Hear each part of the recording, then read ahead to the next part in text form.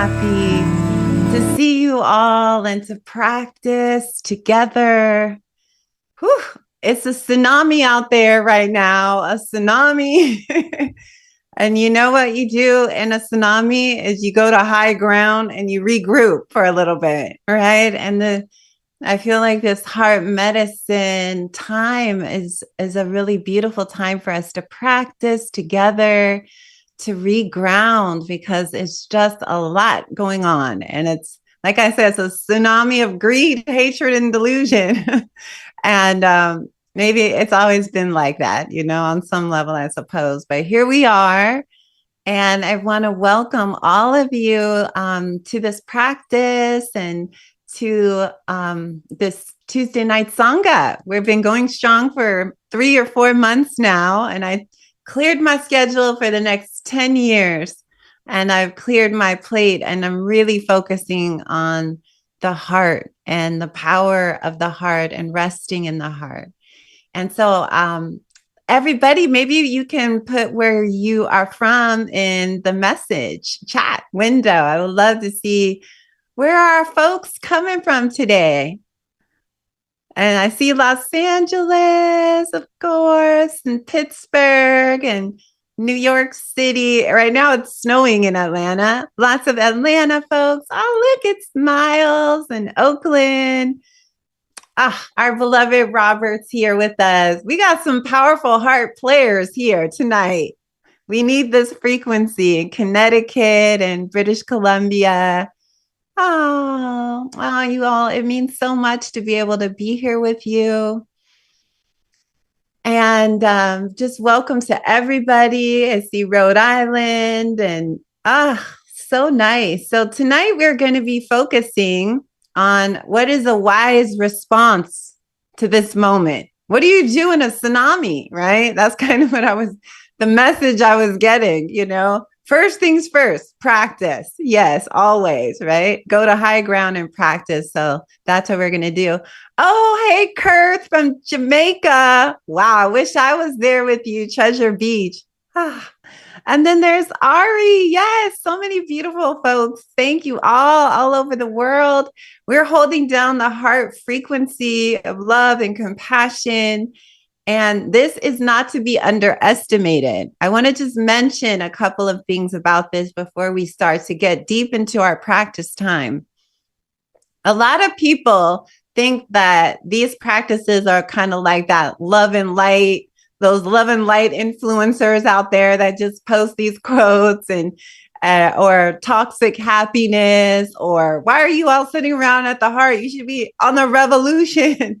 But this is a place of revolution. And for anybody, if you've been doing these practices with me over the last few months, I'm sure you have some stories, right? This is actually purifying one's heart, healing one's heart, resting in the heart before we act in the world is the most skillful thing we can do. Right. I've thought so much about Dr. King and his legacy. I've been reading his biography again. And so much was influenced by just this unconditional love, right? A soul force. We're talking about something deeper than just, love and light,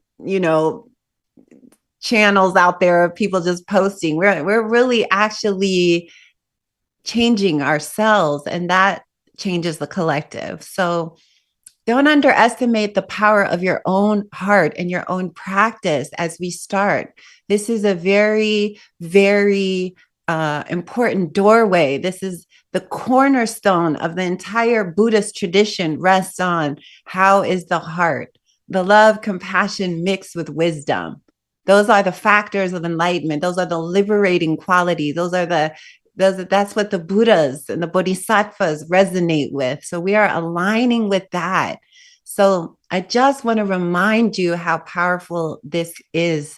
And just sometimes because of the tsunami of energy amplified, it can seem like we're on, we're like the underdogs, out there in the world. Like, oh my God, people are telling me maybe we should just join up, like join the bully squad or whatever. I'm like, no, don't give up on the heart, because we could feel like all this work that feels like we've gone in and thinking everything shifted, and then here we are. But we have to remember that liberation is a spiral, right? And we go down and up and down and up, and what looks like a down comes up again. And so tonight I want to infuse our practices with a lot of hope, okay? And how to respond to this moment, how to respond to your community, and how you respond to your own reactivity, right? Your own suffering. So we are going to start doing the practice. The metta practice, as we know, is a visualization. For those of you who are new or joining me for the first time, the metta is likened to unconditional love. They use imageries of the sun and the moon, like it shines out, right? It's unconditional. And we're going to be working with ourselves tonight. Okay. We're going to be sending this love and kindness, working with our own hearts. And then towards the end, I would like for us also to do a period of a very powerful practice called Tonglen. Tonglen is the heart practices in Tibetan Buddhism. The stories of Tonglen, they would practice it when there's times of epidemic or war, or all kinds of things would happen. A whole group of people would begin to do the practice of Tonglen. And I mean, the stories from nuns to great Buddhist masters to yogis, they would talk about the remarkable healing power of Tonglen. And so Tonglen, I'll guide you in it. But what Tonglen does is, what we're going to do is we're going to imagine breathing in all of the greed, delusion, and hatred in the world. We're going to imagine we're breathing it in as smoke, and then we're alchemizing it and then breathing out light. And for the ego mind, it gets very scared of that. It's like, whoa, whoa, whoa, whoa. Like, but what we're doing actually is strengthening our heart, right? To meet the moment. Like, we breathe it in, all of the negativity, we just take it into our heart, and then we breathe out light. We breathe out almost like this golden light. So we're going to breathe it all in, and then we're going to breathe it out collectively. And the more you can use the power of your visualization, the more you'll feel the effects of it. So we're breathing in all of everything, all the hatred, all the greed, all the delusion, all the everything's, right? Wars, famine, floods, and then breathing out this golden light. Okay. And this is a practice that I just started doing again. And it's taken my compassion to another level, and it's made my heart strong. Remember, right now, the heart has to hold what is happening. We're the midwives of something very powerful, right? And the mind can't hold this. Those who cannot root in the heart will not be able to make it through this transition period, right? This is like the great turning. Often is, when they say a system changes right before a collapse, it goes into chaos.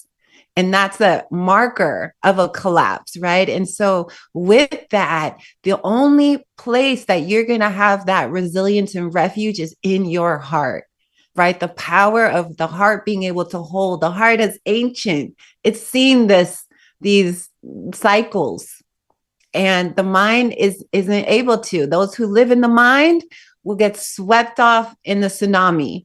Those who are rooted in the heart. This is why I say these practices take on a whole nother level.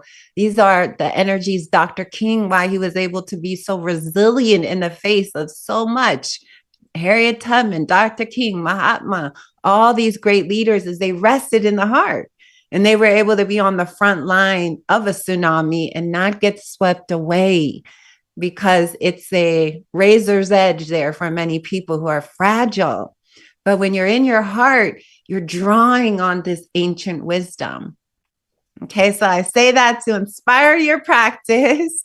And as we begin to sit together, and Bava has posted the 4 phrases. Remember that we visualize ourselves. So you could imagine that you're looking into a mirror, or you can imagine yourself at any age, small, a baby, maybe your 5-year-old self comes. But you imagine that whatever the way is the easiest for you to connect to yourself, to see yourself as I was playing Tara's mantra, right? This is the goddess of compassion, the great mother of compassion, Tara, right? To see yourself how she sees you. We're the children of the noble ones, right? These are our ancestors. And so they see us with all of our beauty, right? All of our true nature. So, whatever way is easiest for you to connect with yourself with love. Okay, so seeing yourself, we offer the 4 phrases. The phrases of may I be happy and peaceful, may I be safe and protected, may I be healthy and strong. And this is what you might say to your body, right? Feeling in your body. And may I live with ease and joy and well-being. Okay, this is like we say this to the present moment, right? We say this in a way to the present moment. And it's always the present moment. We're here together. We're live on earth, going live. Heart medicine, great mother, hear our prayers. I know you're out there, all the great mothers and the great fathers, let's not leave our great fathers out. And we also, they can hear this, the frequency of the heart is what we mean when we say 5D. It is when we say celestial energy. It's that unconditional love is what is called light. That is it, So we are going to generate that together as a collective using resonance, the law of resonance. When more people come together, it builds. I do this practice every moment. I'm sitting here with you. I'm doing the visualizations. I'm here. And so we're going to start together. So find yourself in a comfortable place where you can, it's good to have your self upright because you want your heart to kind of be activated. If you need to lie down, that is completely fine. Take care of your body, but just remember we tend to go to sleep when we lie down. So if you're not too sleepy, you can lie down, be comfortable. But I like to do it where I feel my heart is activating. I feel the energy. So let us begin, and we're going to do 30 minutes metta, and then we're going to add on a special period, about 5 minutes or so of the tongue lin practice at the end, and I will signal you. So let us begin. Everybody, whoever's joining us on the live stream, thank you. Find a comfortable place. And we'll begin with a body scan and beginning to just soften into your body. So just beginning with the top of your head and your face and your neck and your shoulders, and just begin to soften it. You might move your neck around a little bit or rotate. What you want to do is any place that feels tight and tense, see if you can soften it with your awareness. Softening. As you move your awareness around, you'll notice that just by your presence, the body responds. So feeling your arms and now your hands, and really noticing how your hands are placed, and just feel them gently, or if you need to adjust them. And remembering that you are worthy of love and compassion. You are worthy. And as we begin to settle into feeling your heart center now, and just take a couple of breaths in and out of the chest area.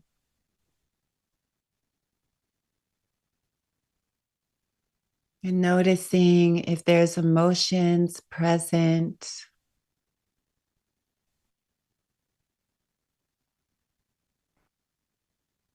There might be sadness or excitement or loneliness or fear. But just see if you can breathe in peace on the inhale and breathe out peace on the exhale.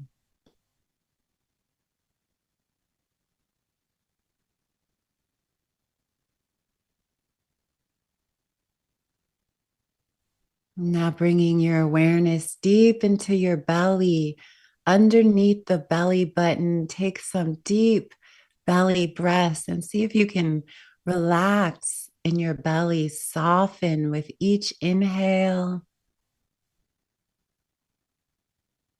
and each exhale. Soften, expand in the belly. This is where we're always clenching, digesting deep emotions, not just food moves through this part of our body, but we digest energy.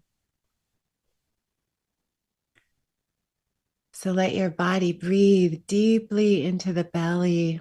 Peace on the inhale, breathing out and softening, letting go of any holding or tightness.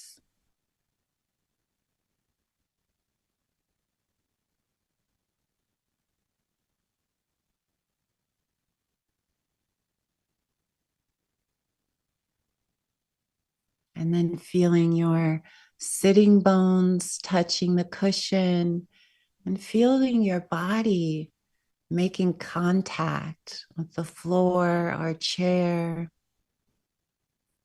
or your couch or wherever it is that you're sitting outside. Feel the contact.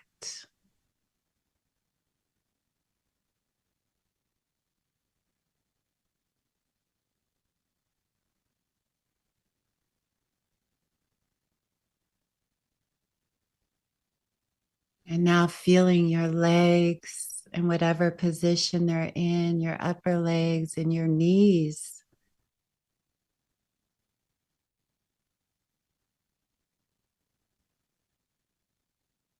And now your lower legs and calves and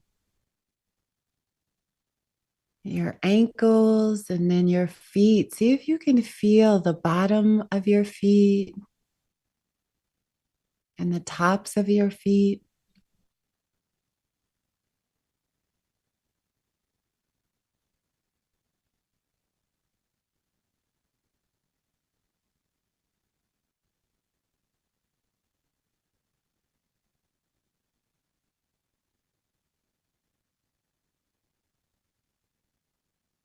And letting your whole body soften.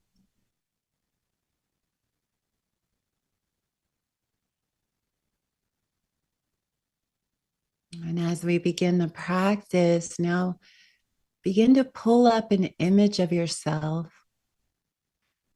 And as we practice, we always intend to keep the phrases as continuous as possible.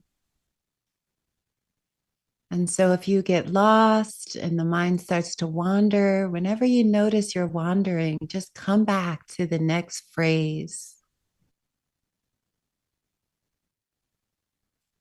And so as we see ourselves, now let's breathe in and out of the heart. And just as you're looking at yourself, you can also say your name. Sometimes that helps to land the energy.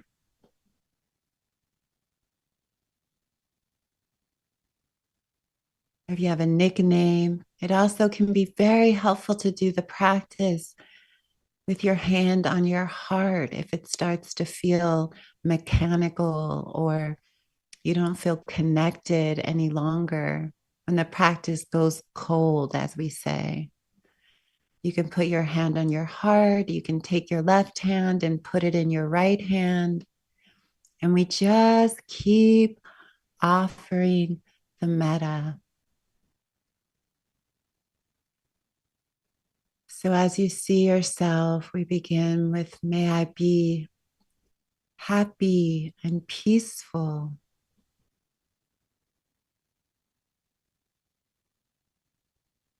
And each phrase is a gift, a seed in the ground.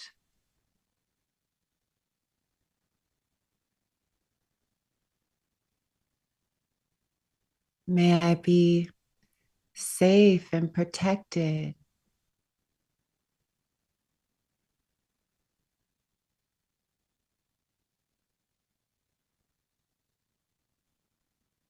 May I be healthy and strong. in this body.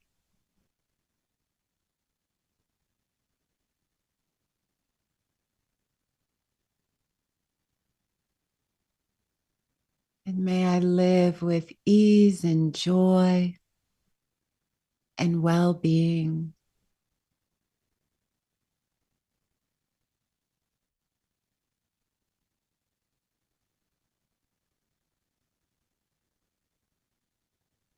You can also phrase it in a way that you say, may you be happy and peaceful as you hold the image of yourself. Try to see as clear as you can your face.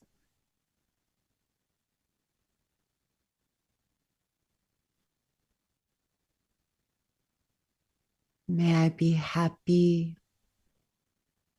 and peaceful.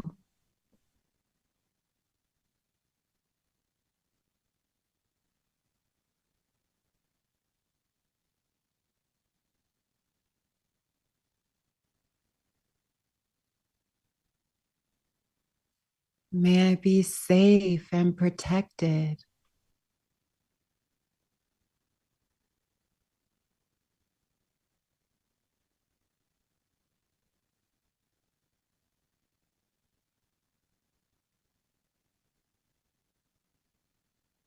May I be healthy and strong in this body.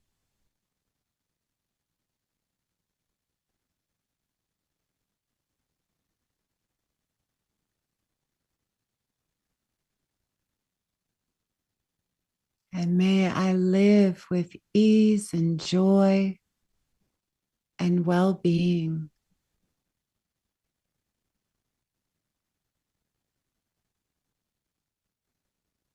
And as you work with the phrases, continually soften the breath and soften the body.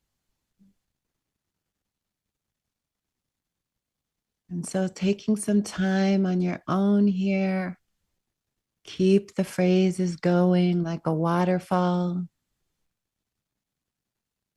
remembering you're offering friendliness and kindness.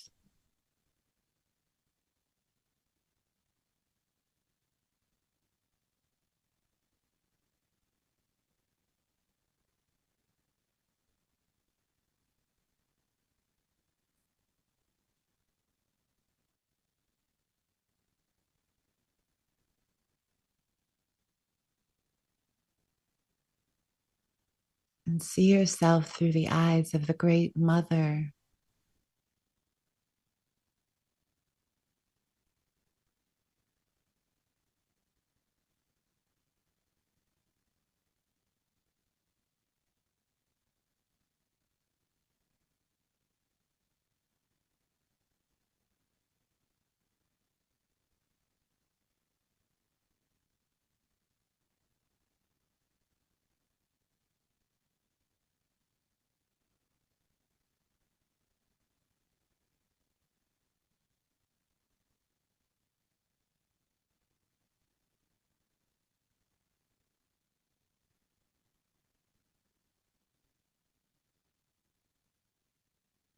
And try to stay connected to the image. Come back over and over when the mind wanders.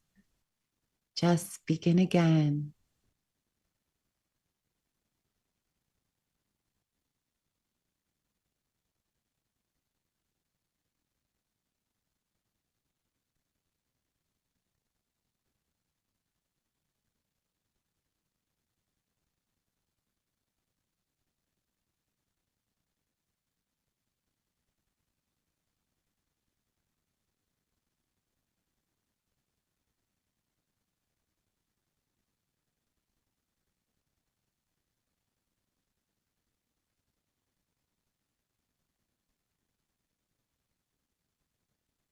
May I be happy and peaceful.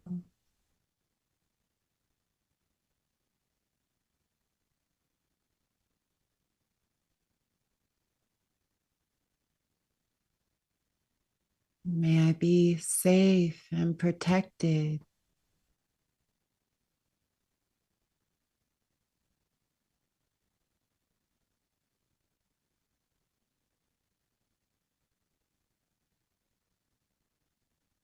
May I be healthy and strong in this body.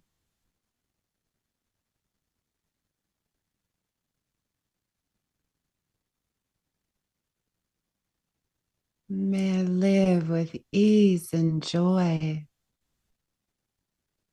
and well-being.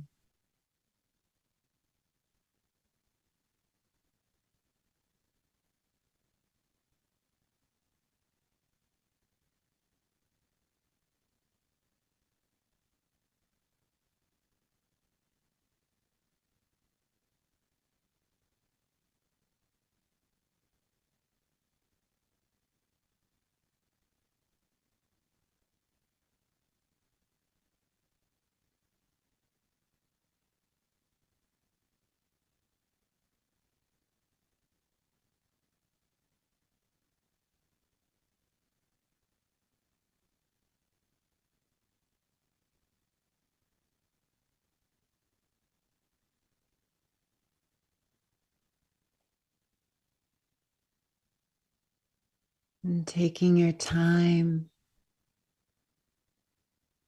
each phrase is a gift.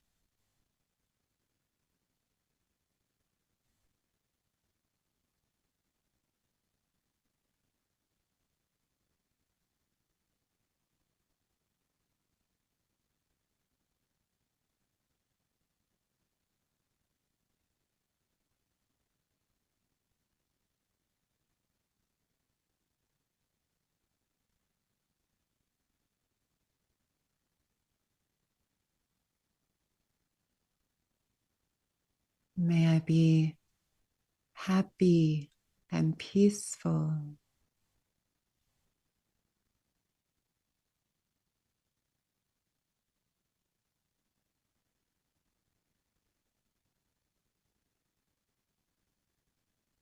May I be safe and protected.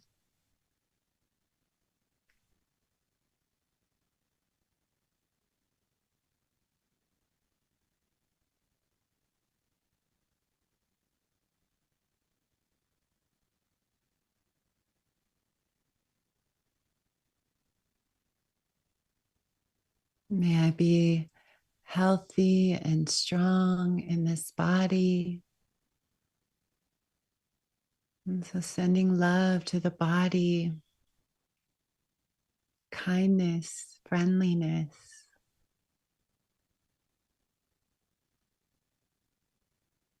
And may I live with ease and joy and well-being.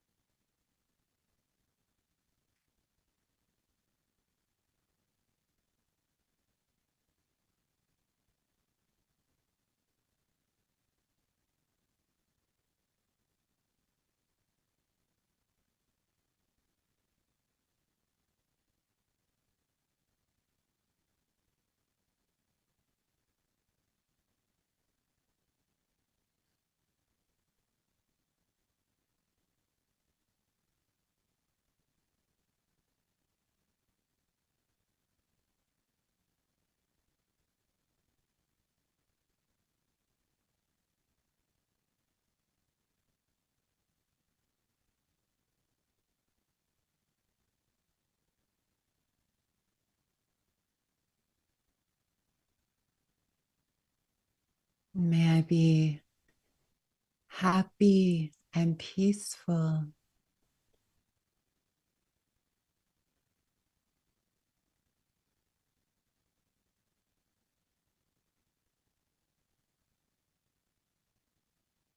May I be safe and protected.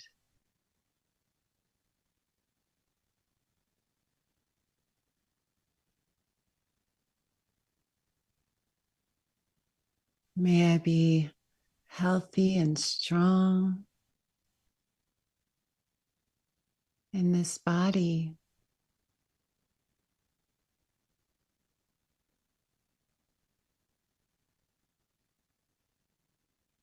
And may I live with ease and joy and well-being.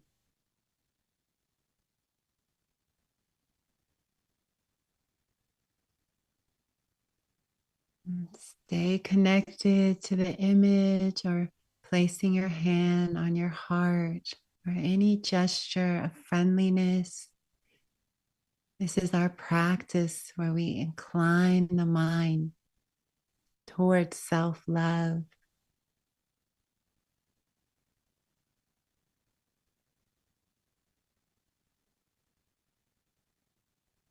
One phrase at a time.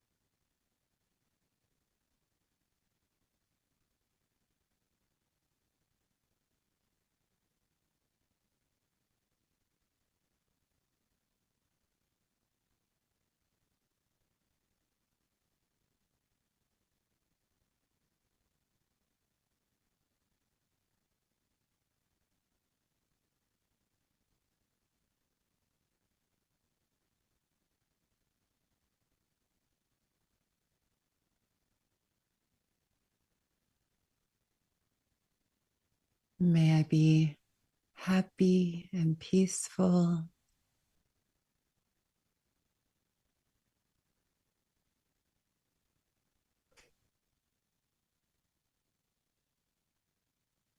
May I be safe and protected.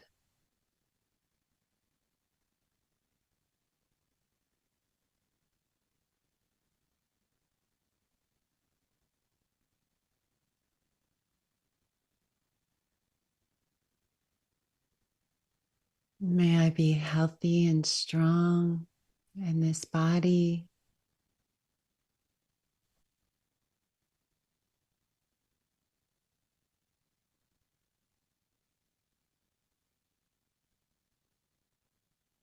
And may I live with ease and joy and well-being.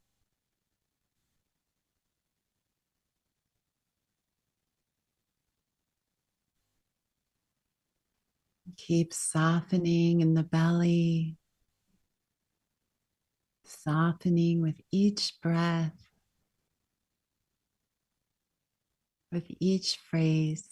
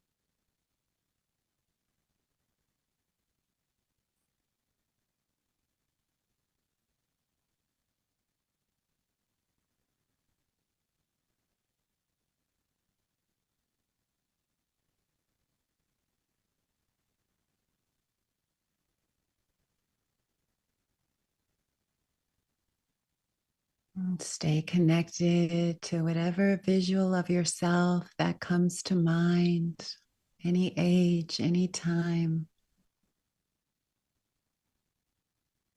We keep the phrases going one after the other.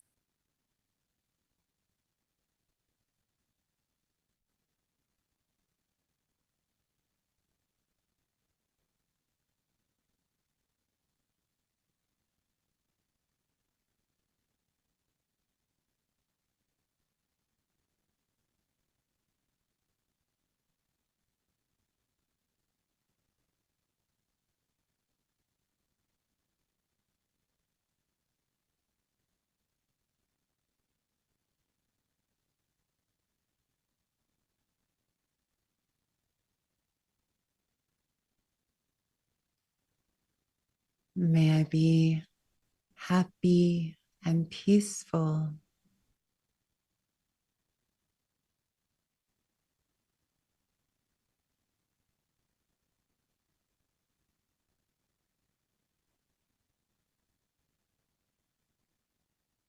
May I be safe and protected.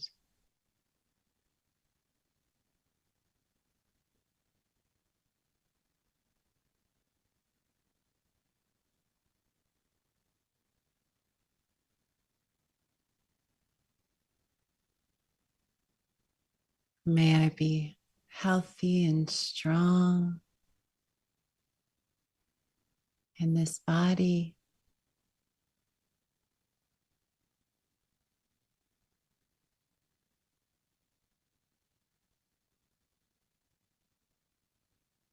And may I live with ease and joy and well being.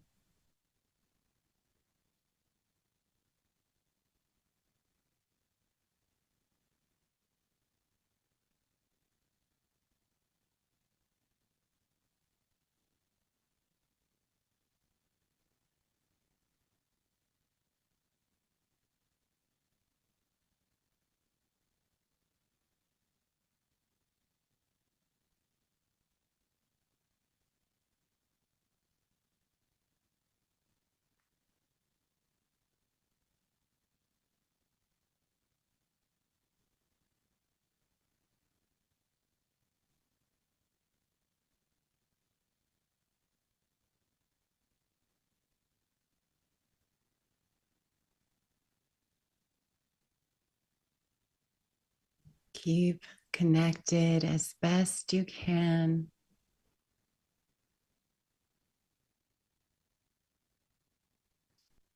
Seeing yourself through the eyes of the Great Mother,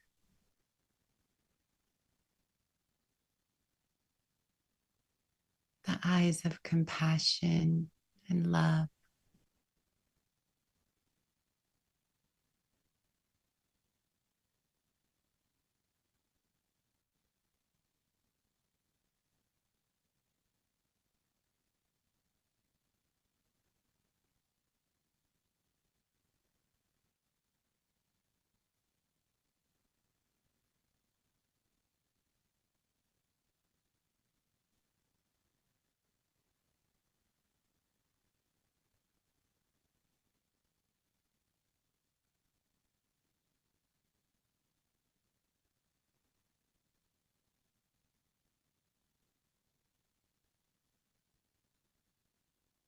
May I be happy and peaceful.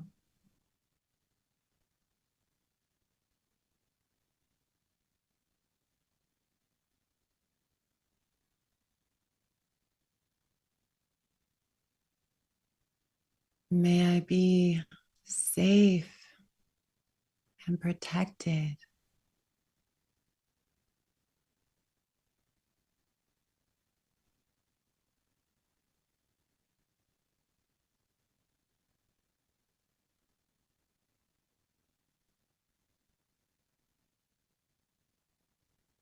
May I be healthy and strong in this body.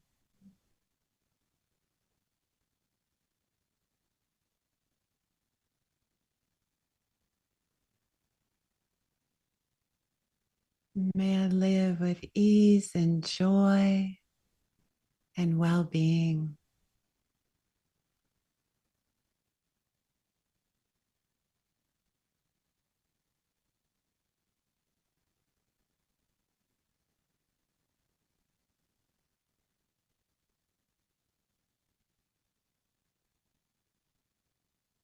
So, whatever moments you can offer here, whatever words come, offering intention is so powerful, inclining our minds towards self care, kindness, friendliness.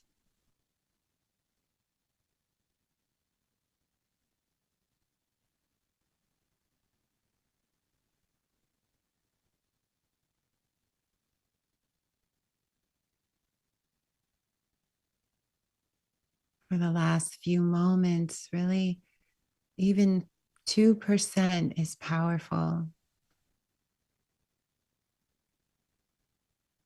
See yourself as worthy of all the love in the universe and beyond.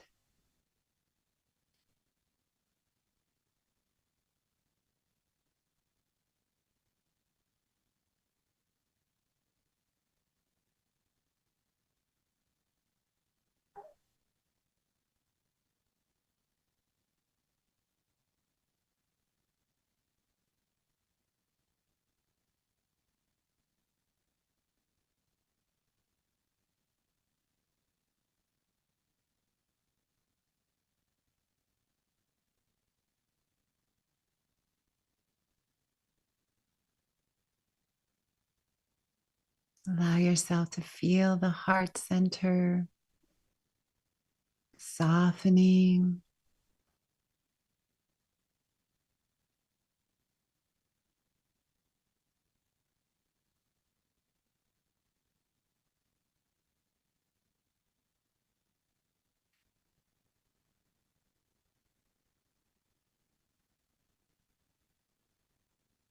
May I be happy and peaceful.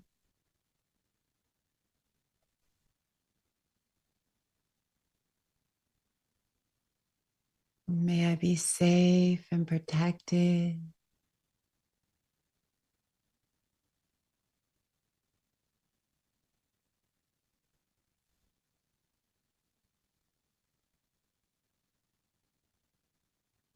May I be healthy and strong in this body.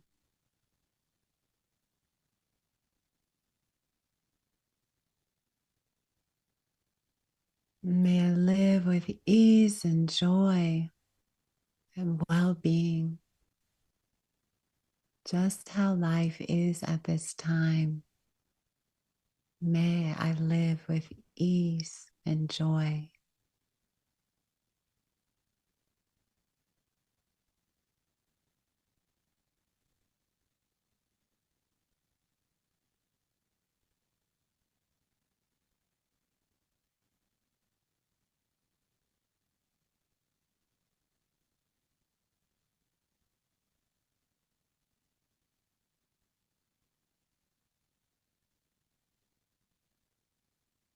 And feeling the heart and now breathing. Allow your breath now to come in and out of the heart center. Remembering the heart has a brain, it's alive, it's a system, it's an energetic force of wisdom. And so we're going to do a 5-minute add-on practice of the Tonglen. This is for people who want to contribute something. This is a powerful way of clearing energy. And so as you breathe in and out of the heart, I want you to imagine now that we're all of the greed and hatred and delusion in the entire planet. We're going to breathe it in through the heart.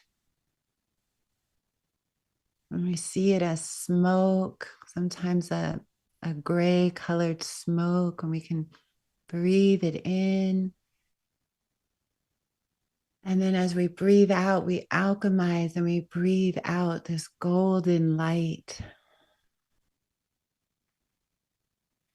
And so let us work with this and really imagining that we are all of it, we're taking into our own heart, and all the confusion and ignorance, hatred and fear. And then we breathe out this golden light. And so work with this on your own for a few moments collectively, for the collective, for the earth. Breathing in as this gray smoke through the heart. And then the out breath, love, compassion, the form of this beautiful gold colored light.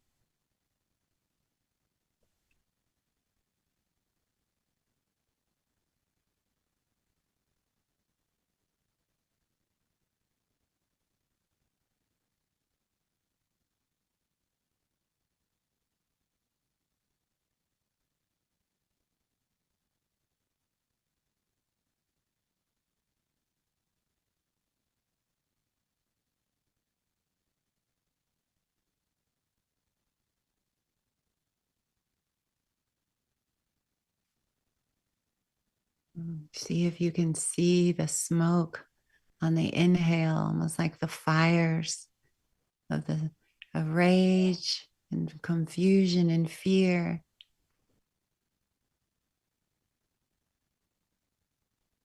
And breathing out, sun, light.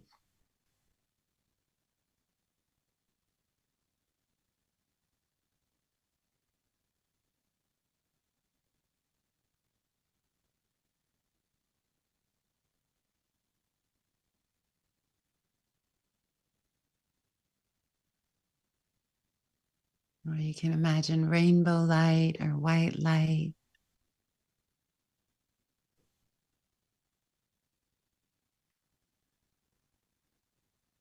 Breathing in hatred, breathing out compassion on the exhale.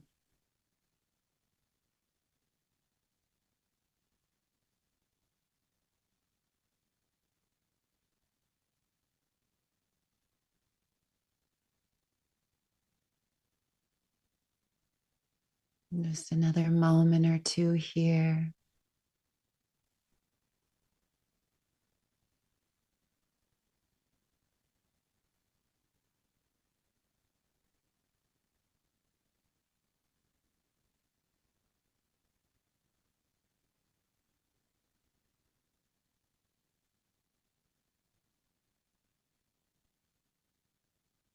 Breathing in all of the fear of the collective, and breathing out love and compassion as we alchemize. We give our own heart energy back out.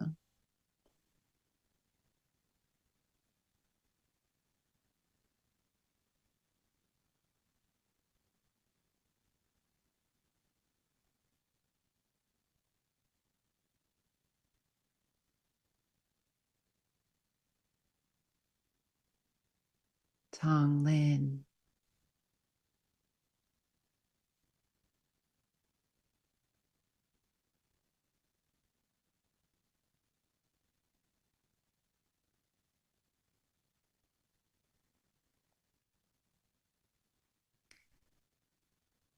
And as we begin to conclude our practice, we just send our metta out to everyone in this class, all the beings that we love, all the beings that are difficult, all beings everywhere.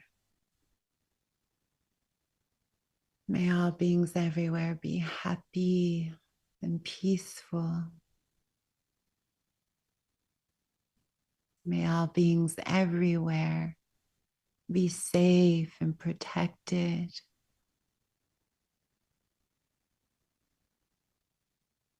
May all of our communities and families be healthy and strong.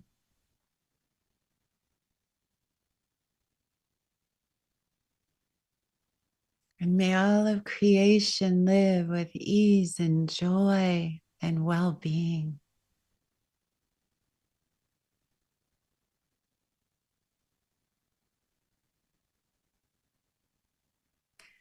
And when you're ready, you can put your hands together at the prayer position right at the heart and just offer yourself a bow. We bow to our practice. We bow to compassion. We bow to our own good heart. We bow to this beautiful practice that we do. And however it was, we bow to that.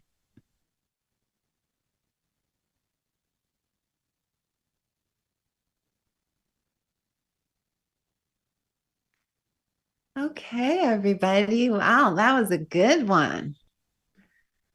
The Tonglen adds a extra punch to it. If you can, and this is something that you can do all the time, right? Breathe in. Sometimes we don't know what to do in the middle of the tsunami avalanche, so we just start alchemizing it. And so take a moment here, everyone. Stretch your bodies if you need to, and get your tea and yay. I'm glad that was juicy for you guys. Okay. Yeah, let me know in the comments. Also, if you have questions, Bava can always give them to me as we get closer to the end. I'll just share a few things, but this is what we mean by strengthening the muscle of the heart, inclining the mind. Remembering the more you love yourself, the more you will naturally love all beings. It's a natural extension, right? Right. It's like as it flows into you. So it's of great importance. Um, sometimes we think that we're not important and like, oh, my metta doesn't have any benefit to all beings. It's not true at all. We are a collective ecosystem. Yay, I'm glad you're all enjoying it. And we're going to say a few more things, heart medicine, and then we're going to have some time for questions. I'm so glad you're here practicing. I can literally feel your hearts with mine. And I was evoking Tara for a long time today, and all the Buddhas and Harriet Tubman to get us through safe passage here. I was calling on all the conductors of light in the universe, like, get this train on the track. For God's sake, it feels like the whole ship is going, but that is the times that we're in. Everything is impermanent, and this is one of the things that the Buddha talked about that is a source of tremendous suffering in our lives is the nature of change, right? God is change, right? Nothing stays the same. Every moment is change. We're dealing with it all the time, continuously. And I wanted to talk about how to meet this moment, which feels like just so much change, right? Every day we're going to be bombarded with some systemic change, some huge thing, things that, I kept having this vision over the last couple of days. You know how they talk about Washington, D.C. as a house, right? The White House, the House of Congress, the House of this, the House. And you know how you watch those shows on HGTV. I know I love, if I wasn't a teacher, I would be one of those people that would decorate homes. There's something about the similarity about taking something beaten down and falling apart and then beautifying it. There's something metalicious about that in my mind, right? It's like, I do that in my shamanic work. I was like, I'm always trying to transform something like, oh, let's fix it or glue it or decorate it or, breathe life into it. And I kept having this vision of the entire house being demolished. And it was being demolished because it doesn't really work, right? No one's happy with the house, right? The house has got old pipes, old plumbing. Nobody likes it, right? But then it's like we hired this wrecking crew. And whenever you've seen a house on those shows where they go, demo day, and everyone starts going crazy with their sledgehammers, and it's a violent, like, oh my God, don't, wreck the old thing, or you can't hang on. A true demolition is messy, and I kept seeing this like demolition, like the nerve. It takes a lot of nerve to demolish a house this size, right? And I kept thinking, wow, they're going to demolish it. But they don't have the heart vision of the future. They don't know how to decorate it, but they know how to destroy it. And maybe, this is something that's needed. This is part of the great turning, right? Once the house, if you watch those shows, it's all demolished, then they come in and go, okay, well, we could, put this over here now. Now we have all this space, right? We can create a new system. And I think one of the things that's so important about the work of the heart is bringing on those new systems with that new frequency, right? And I don't think there was another person that could be a demolition destroyer like what we have right now. It's almost like, wow, they have everything lined up to completely sledgehammers. They have a wrecking ball crew. They're coming in and energetically like, and in that process, our mom's old, tiles get demolished, everything. That we're like, no way. And it's like, but what is the potential as we move from one level to another? This is what happens, right? This is the nature of change, right? And so for me, it's very important that we're grounding, that there's a core group of people moving into this compassionate energy. As we midwife, right? They can destroy, but who are the builders, right? It takes a long time to destroy something that big. That's going to be a long demolition process. So, but what's on the other side? Because we know that's change. Everything changes, the cycles of change. And so how do we take care of ourselves? That has been a question I've been thinking about a lot in this class and just with my teachings online and all the programs that I'm putting together. How do we take care of ourselves? How do we take care of one another? I have a lot of friends that are activists or a lot of visionary teachers, and there's a lot of responses out there. A lot of people watching the house get demo will blame everyone, right? It's your fault. It's you did it. But there's so many causes and conditions, so many hands involved in this, so much unseen. Like this is like a buildup. There's no who's to really blame. Like it's a collective energy of the demolish, right? It's like you can't point one finger and say, that's it.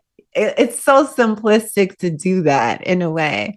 So let's not go into blame, right? It is what it is, but how do we find the resilience of the heart to bear witness to potentially as these things collapse and people are dependent and there are needs of humanity has needs, the heartlessness that we see, that's what hurts me the most. Is like, wow, okay, how do I respond to that?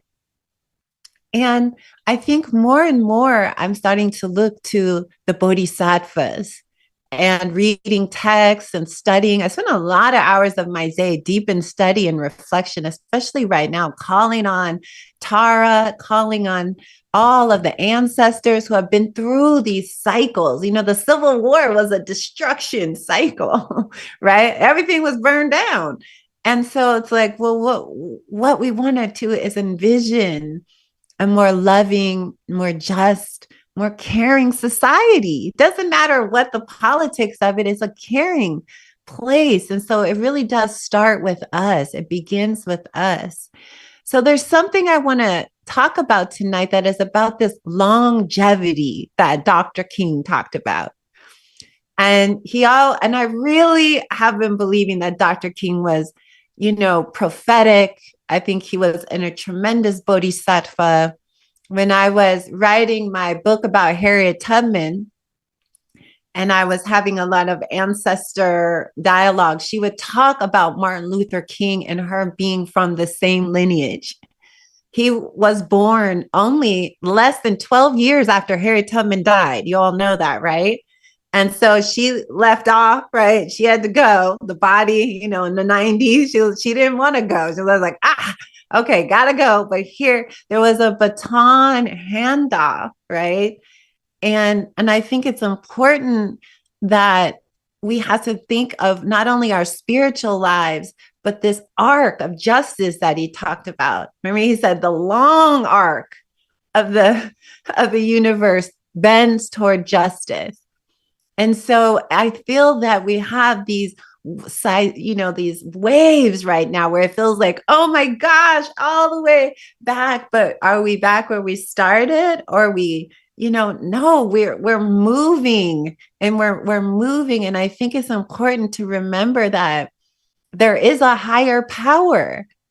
What looks like the highest power right now, it's not. There, the power of love and compassion, and that message that Harriet Tubman, and so much of my strength right now is remembering how much love, when you go through Dr. King's biographies, every teaching, they give you the highlight reels, but if you look at all the writings, and he was really a brilliant mind. Dr. King graduated from college at 16 years old. He was very advanced. He had a doctorate degree at 24 years old. So he, read and studied and consumed huge amounts of information and philosophies, right? Not only Gandhian philosophy, but ancient philosophy and all. He was just this, incredible mind. I think if they downplay that a little bit because he was a preacher, right? He was a preacher. So we see that side, but we don't see this incredible, someone who studied all of these systems, not only of oppression, but systems of liberation. And then his own spiritual path was so important. When you read the biographies, his conversations with Jesus, his conversations with love, his devotion to I will not react how they're reacting. I refuse, I'll die, with this loving stance. And he said that many times. He told the story of being a child in a store with his mother, and he accidentally stepped on this woman's foot and she slapped him. And he was so shocked. His family was incredibly loving. The beginning of his biography, he says, my mother and father never quarreled, not one day. They showed tremendous love and affection to him every day. So it was highly unusual. He has such a loving family, And so the woman slapped him and he was so shocked. His feelings were hurt, but just the shock of it, because his parents never even raised their voice to him before. He was, very kind child and very angelic, and he did everything he was supposed to do. He never needed to be yelled at or anything. And so he was in this interview telling the story, and then it was in his biography, and he said, no, they said, did you want to hit her back? And he goes, no, I would have never done that. That wouldn't have crossed my mind to do that. But he said just the shock of that violence coming toward him was what was so jarring, because in a way his family protected him when they were in their home and in their church and in their community. And so just this deep love. And I just keep believing that in that, there's the greatest masters on the planet. Everyone is reminding us that. So, but it's not just love alone, it's the practice of it. Now is the time where we've got to be not only calling in the ancestors, but we need to be in deep prayer now. And the more you are resting in your heart, the more your mind is like, okay, I want to awaken for the benefit of others. So I want to talk about this mindset that has been so liberating for me to keep going back to. And it's almost like I'm reprogramming year by year, deepening it. And this is the quality of bodhicitta. Okay, so bodhi means enlightened and chitta means mind. So it's the enlightened mind. And this is what we do. We do our practice, our heart practices, not just for ourselves alone, but we do it to heal ourselves so that we can then go be a benefit to others. Because to tell you the truth, a lot of people out there in the world trying to help really aren't that effective, right? Because they haven't purified their own heart yet, right? So they're out there battling, and you see it online all the time, like people raging on I mean, it's like, oh my goodness, it's just like, it's not effective, right? So on the Dharma path, what we do is we say, okay, because I actually want to create a lasting change. I want to be like Dr. King. I want to be like Tara. I want to be like an angelic being. I want to embody Jesus. I want to be like Mother Mary, right? We practice with that in mind. And we practice, and that gives you fuel to practice. You're not just doing this by yourself, for yourself. You're doing it, yes, to heal, but your higher motivation is when I'm ready, this love is going to then move me into action. I'll be able to, when I'm in a loving place, guess what, everybody? I'm clear in my actions. My body becomes a vessel of compassion. I know what to write. I know what to say. When the mind is in a turbulent storm of anger and frustration and judgment and blame, there's no clarity. There's just pain. And those waves come, those tsunamis come.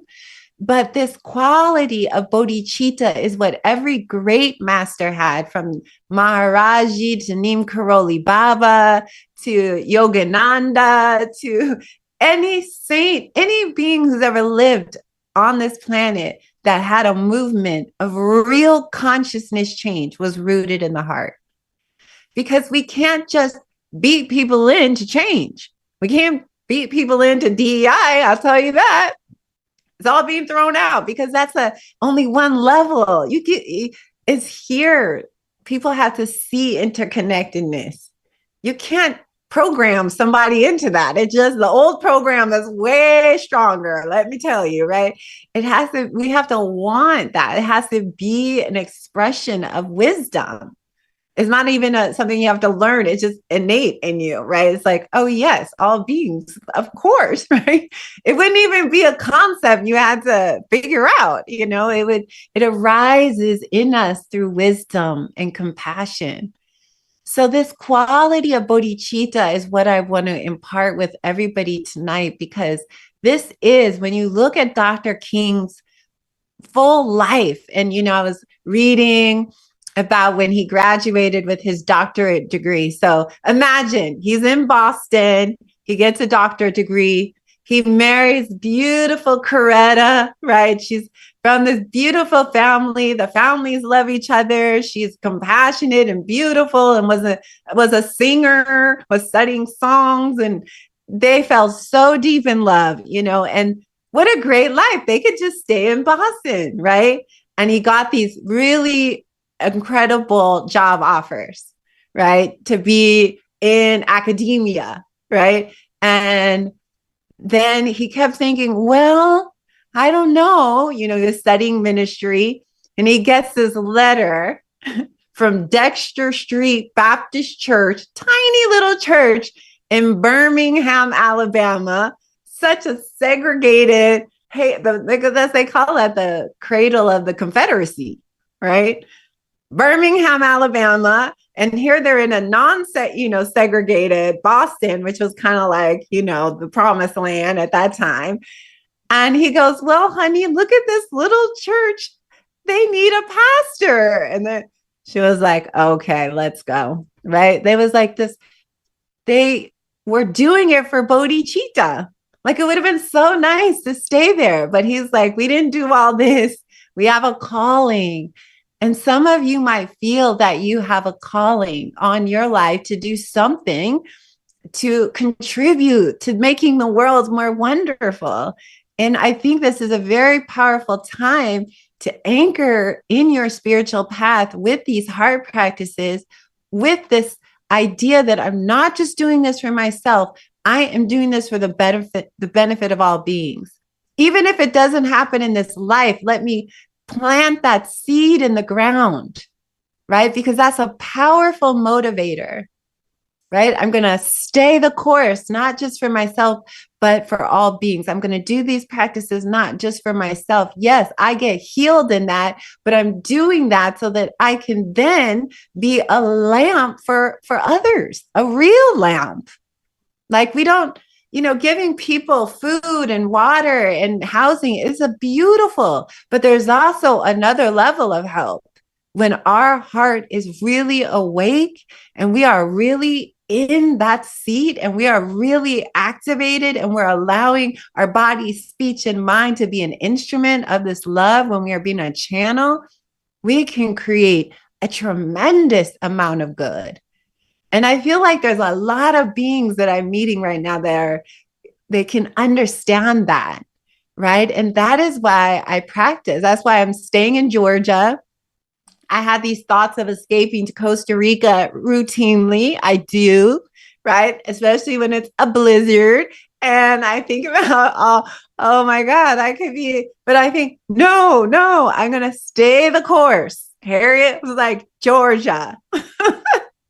I would have never moved to Georgia. I tell this to Baba.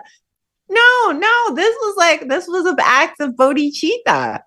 And so now I'm practicing every day so that I can carry forth whatever this task is to give birth to this community, this meditation center, healing temple that I keep seeing here, right? But it's not going to come just from money. It's going to come from that spirit of a heart awakened that cares enough, right? That wants to serve. A life of service is a life of love, right? Ramana Maharshi, that's all he used to say, Neem Karoli Baba. Love, serve, and tell the truth. So that's it. Go forth, right? But how do we do that, though? We do it by these practices, compassion practices, love practices, over and over. We are training our minds. And you know what happens, everybody? The more you rest in this, the more you feel the power because you're accessing not only Dr. King's frequency, Harriet Tubman's frequency, the Buddha, all these masters, right? You're on a portal. You're accessing your lineage of those walking with great heart through the tsunamis, through the fear, but not before you're ready. I don't think people should be jumping out on front lines right now because there is a tsunami. Like, let's be wise, right? When we're ready, then we go, right? And I think that, we have to be sure that we're stable and we're building up this force field. Does this make sense what I'm saying, everybody, about building the heart, the capacity? So when we're sick and we're not seeing clearly, guess what? We need medicine over and over and over. It's like every time I meditate, I remember my Burmese teacher that I did this 8-month retreat with. When I was in my early 30s, I did an 8-month meditation retreat. And he always used to look at me and he would say, Spring, meditation is like going to the beauty parlor for the inside. And there was something about that would make me laugh, right? It was like, right. He's like, a beautiful mind. How rare is this in this world? A mind that wakes up and goes like this. How can I be of benefit to all beings today? Even if all you manage to do is hug your cat and go out your garden, the fact that you're setting your mind, has great power, right? I'm going to try my best to awaken for the benefit of others, to heal for the benefit of others. Everything I do, I'm going to try to offer it to the benefit of all beings. This is what is the heart of all the awakened masters. This is what gives us the juice to not give up right now. This is what keeps us sane in the tsunami, right? As the house is being about to be gutted, right? And we're all sitting watching, right? Going like, oh my God, right? It's like, okay, we come back and we're doing, and we have to hold that reverberation. And I need these heart practices right now. When I go into my mind, I start suffering. Oh man, it's brutal in there, right? That tsunami is here, everybody, right now, right? It's like, and staying connected to all of the madness that's going on. Don't do it. Unplug from all of that until your heart is ready to go out and sail your ship in the middle of that storm and be a good, you're ready and you're like, okay, I got it. I'm steering. I'm good. It is better to practice and practice and practice and practice and practice. You will get the call, right? But in the meantime, we're purifying, we're healing ourselves so that we can create the new system. Somebody has to be the real dream weavers here, right? We are the collective dream. And when the heart is invested, then it's manifesting from that place of bodhicitta, which is inclusive of all beings naturally. You don't have to go to get trained. The heart already knows that information, everybody. The heart has wisdom far beyond here. The heart already knows all those. It knows all of it. It already includes all beings because in its true nature, it's unconditional, right? It's unconditional love. We're talking about that frequency, right? And that's the higher frequency on the planet. That's why people that do these practices, they always say it's all one. And when they're really rooted in that, of course it is. That's the heart knows that already. But the mind it's not caught up yet, right? There's this schism here. What do they say? The longest journey you'll ever take is from the head to the heart, right? And the programs are all here locked in the mind, like these mind generated. When people drop into their heart and their body, they naturally, a deeper wisdom unfolds. Every day, I feel like I'm becoming wiser by listening deeper to my heart. And wisdom is knowing when to sit down and take medicine of, long time. Maybe some people need to go off for a retreat for 1 year or 2 years. Some great masters stay in caves. One teacher, Dilgo Khyentse Rinpoche, he spent 12 years in a cave. And then his students had to go bang and get him out. And then you know what? He spent the rest of his life around the world teaching. And he wrote the 37 practices of the Bodhisattva. And he made hundreds of commentaries on all the classics. He taught the Dalai Lama. He was one of the greatest Tibetan masters of the previous, century, right? But he spent that 12 years. With some people might make fun of you or laugh at you and be like, you're running away, but you're running toward your healing and liberation. This is very, very important, everybody. So I want to see if there's any questions or anything. And I hope this is making sense because bodhicitta gives me power. And without a struggle, guess what, everybody? Nobody wakes up. When it's too pleasant, you kind of, in every story you need a driving force. It's just kind of how it is for us. We learn through suffering. Actually, suffering does have a liberating effect, but it's painful and it's difficult. I always say, can I learn another way? I always say that. Why do I have to learn through like Kali, total destruction? That's been my world. That's why I wrote the book of Fierce Heart, everybody.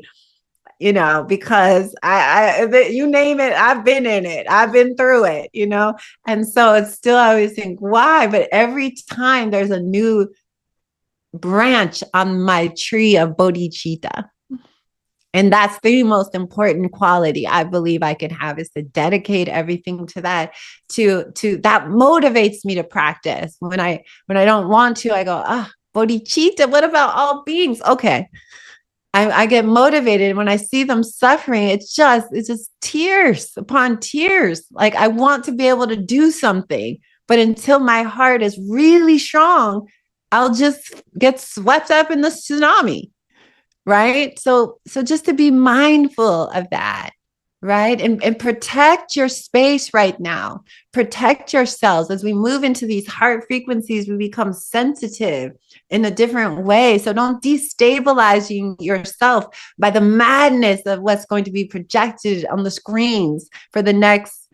I mean, we don't know how long. It could be short. Life, you never know. We might think 4 years, but I don't know. One never knows, we all might be planning for this epic, it could be this short. I don't know.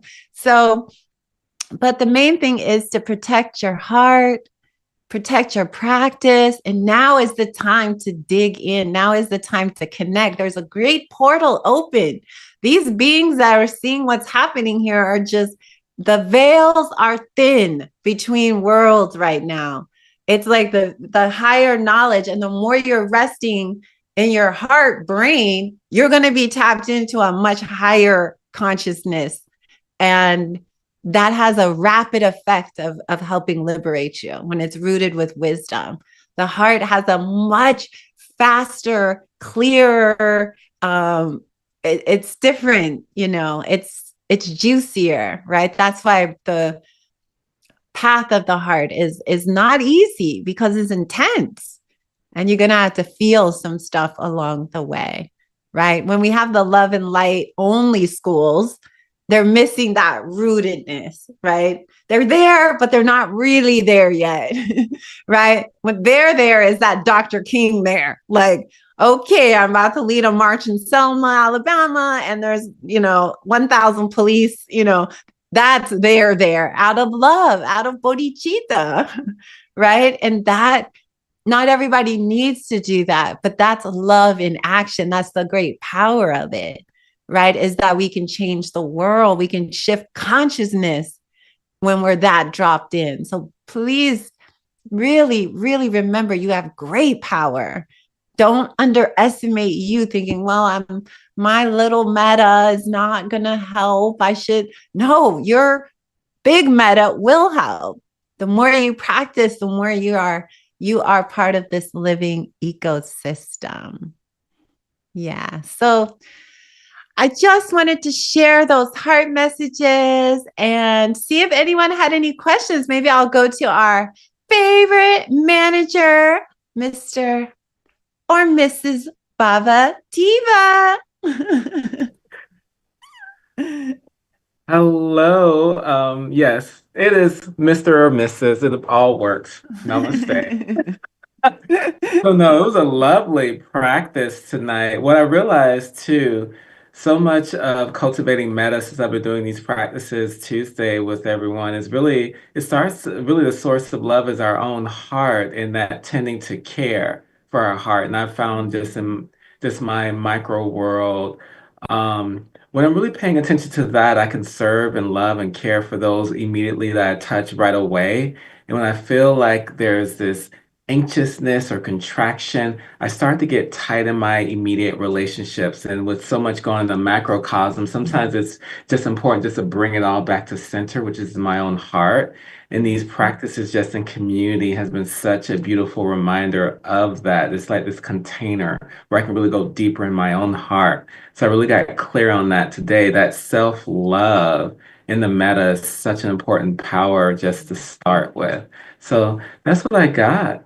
Well, thank you, Baba. Yes, and on that note, I want to just really encourage everyone to practice. And Baba and I are here for you, and we'll be leading this Tuesday night class. I'm about to launch a whole bunch of new retreats in California focused on metta. I have some other classes online. And also, I want to really share with you, I recently just lowered the prices after getting feedback and wanting to have bodhicitta on personal one-on-one sessions, which I'm really loving right now. For years, I used to have like a clinic where I did Reiki and one-on-ones at my house. I would always have people coming in and out of my house.